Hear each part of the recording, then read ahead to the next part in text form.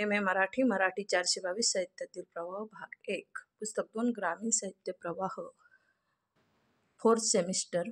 ह्या पुस्तकातील घटक 6 ग्रामीण साहित्य समीक्षेची वाटचाल यामधील आपण एक महत्त्वाचा पॉईंट्स घेणार आहोत की ग्रामीण साहित्य समीक्षेचे स्वरूप. तर ग्रामीण साहित्य समीक्षेच्या आढाव्यानंतर असे लक्षात येते की सैद्धांतिक तात्विक अशा स्वरूपाची ग्रामीण समीक्षा झालेली असली तर एक स्वतंत्र मूल्यमापनाचा सिद्धांत ती उभी करू शकलेली नाही. जी समीक्षा झाली तिचे स्वरूप स्वरूपात्मक, चर्चात्मक, प्रश्नात्मक, आस्वादात्मक असे आहे. ज्या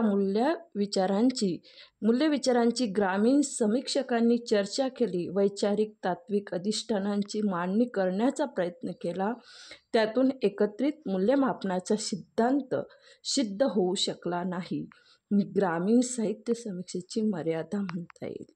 एकूण ग्रामीण साहित्य समीक्षेचे निष्कर्षात्मक स्वरूप स्पष्ट करताना डॉक्टर ता भोसले लिहितात की ग्रामीण साहित्यावरील समीक्षा स्वतंत्र वाङ्मयीन व्यासपीठाचा पुरस्कार करणारी, या वाङ्मयीन प्रवाहाच्या तात्विक अधिष्ठानाविषयी असमाधानी असली तरी या प्रवाहाचा स्वीकार करणारी, केवळ कलागुणांच्या आधारे एखाद्या साहित्यकृतीची श्रेष्ठता न मानता सामाजिक व सांस्कृतिक परिवर्तनाचा संदर्भ देण्याविषयी आग्रह धरणारी, नवोदितांच्या साहित्यगुणांना उत्तेजन देण्यास प्राधान्य देणारी, भाषेचा जाणीवपूर्वक वापर करणारी, बदलत्या प्रेरणेचा विसर न पडता नव्याने या साहित्याकडे पाहण्यास सांगणारी, पण प्रखर, आग्रही, क्रांतिकारी व टोकाची भूमिका घेण्यापासून लांब असलेली, अनुभवाच्या वेगवेगळ्या दिशा सूचित करण्यावर भर देणारी अशी स्वरूपाची आहे. ग्रामीण साहित्य समीक्षेने संपूर्णतः नव्या व वेगळ्या समीक्षा निकषांची मांडणी केली असे दिसत नाही. मराठी साहित्य समीक्षेच्या रूढ कसोट्यांवरच ती आधारलेली आहे. या कसोट्या ग्रामीण साहित्याच्या समीक्षेसाठी पूर्णपणाने पुरेशा आहे असेही आपल्याला म्हणता येणार नाही. त्यामुळे ग्रामीण साहित्याच्या मूल्यमापनासाठी अधिक अन्वयार्थक साहित्य सिद्धांत उभा राहण्याची आवश्यकता होती, पण तसे काही घडलेले दिसत नाही. या पार्श्वभूमीवर ग्रामीण साहित्य समीक्षेचे महत्त्वाचे विशेष नोंदवणे आवश्यक ठरेल. ग्रामीण म्हणून हे साहित्य वेगळे आहे, त्यामुळे हे साहित्याचे मूल्यमापन करताना त्याचा वेगळा विचार केला पाहिजे अशी जाणीव ग्रामीण समीक्षेत दिसते. प्रामुख्याने ग्रामीणत्व हा ग्रामीण साहित्य समीक्षेच्या चर्चेचा केंद्रबिंदू राहिलेला आहे. ग्रामीण साहित्य समीक्षे मुख्य वैशिष्ट्य म्हणजे ग्रामीण समाज, संस्कृती आणि भाषा यांच्या साहित्यात होणाऱ्या चित्रणाची अपरिहार्यता. या समीक्षेने अधोरेखित ग्रामीणत्व संकल्पनेची व्यापक चर्चा या समीक्षेतून झालेली दिसते. कृषी केंद्रित संस्कृतीच्या अनुभूतीचे चित्रण करताना ही संस्कृती मुळातून समजून घेतली पाहिजे, ही ग्रामीण साहित्य समीक्षेने केलेली अपेक्षा आणि तिची केलेली तात्विक मांडणी मोलाची आहे. ही मांडणी करण्यात गोम कुलकर्णी, गोमा पवार, आनंद यादव, नागनाथ कोत्तापल्ले, दत्ता भोसले, रा. बोराडे, वासुदेव मुलाटे यांचा महत्त्वाचा वाटा आहे.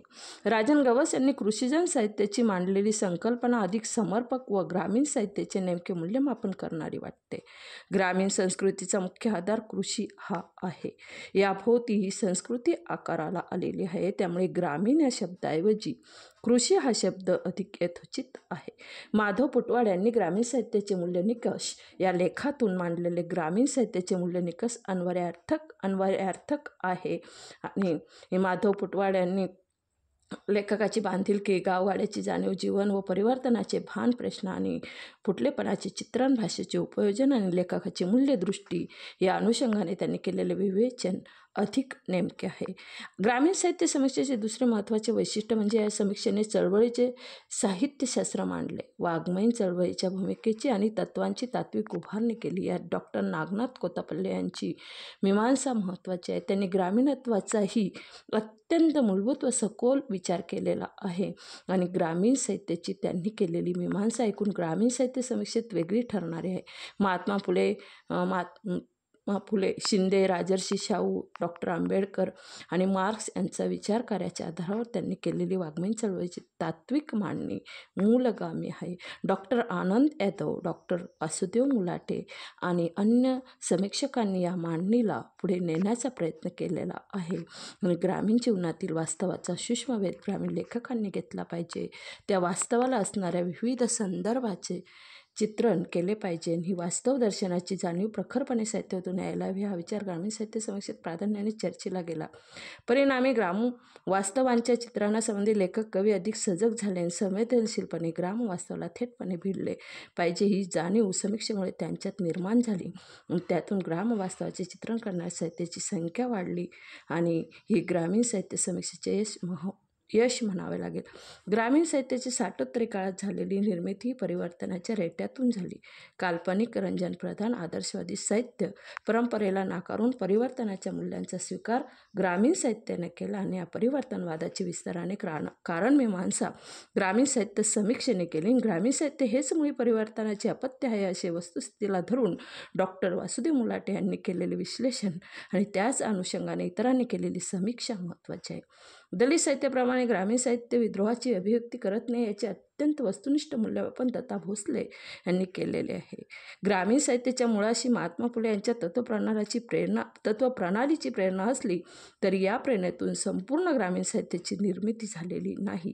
या साहित्याला वैचारिक अधिष्ठान नाही आणि नेमका शत्रू कोणता, कोणाविरुद्ध त्याने लढायचे हे ठाऊक नसल्याने ग्रामीण साहित्यात फारसा विद्रोह जाणवत नाही. ही त्यांनी केलेली मीमांसा ग्रामीण साहित्याच्या मर्यादेचे दिग्दर्शन करणारी आहे. त्यांची एकूणच समीक्षा आदर्शवादी मांडणीपेक्षा ग्रामीण साहित्याचे वस्तुनिष्ठ मूल्यमापन करण्याचा प्रयत्न करणारी आहे. असाच प्रयत्न भास्कर चंदनशिव, श्रीराम गुंदेकर, प्रल्हाद लुलेकर, चंद्रकुमार नलगे, रवींद्र ठाकूर, रामचंद्र काळुंखे, केशव तुपे यांनी केलेला दिसतो. ग्रामीणत्व कृषीजन साहित्य चळवळीचे साहित्यशास्त्र वास्तवाची जाणीव, परिवर्तनवाद आणि विद्रोह या संकल्पनेच्या अनुषंगाने काही एक मूलभूत विचार ग्रामीण साहित्य समीक्षेने मांडलेला आहे. परंतु तरीही ग्रामीण साहित्याची तात्विक मांडणी करणारा सर्वसमावेशक व बहुमान्य ग्रंथ ग्रामीण साहित्य समीक्षा निर्माण करू शकली नाही. ही या समीक्षेची मोठी मर्यादा आहे.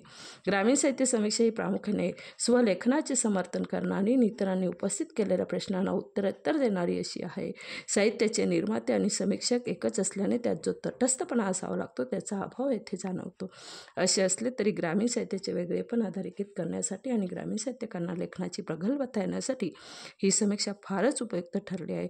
आणि ग्रामीण साहित्याच्या समीक्षा व्यवहार समजून घेताना वर निर्देशित केलेल्या समीक्षकांचा समीक्षा विचार आणि समीक्षा ग्रंथ यांचा अभ्यास केल्याशिवाय ग्रामीण साहित्य समजून घेता येणार नाही. इतका ही समीक्षा व्यवहार हा इतका महत्त्वाचा किंवा मोलाचा आहे. व्हिडिओ आवडला तर लाईक, शेअर, सबस्क्राईब करायला विसरू नका प्लीज.